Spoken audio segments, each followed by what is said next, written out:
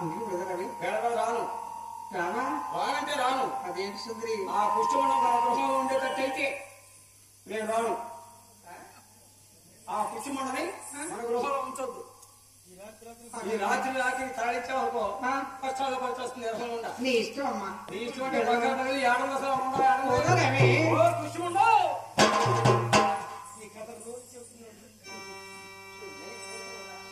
ఏవే వృక్షముండా తులిష్టముండా నీకు చెప్పిన పని ఎందుకు అభివృద్ధిగా పని అంటే బండి వేసుకొని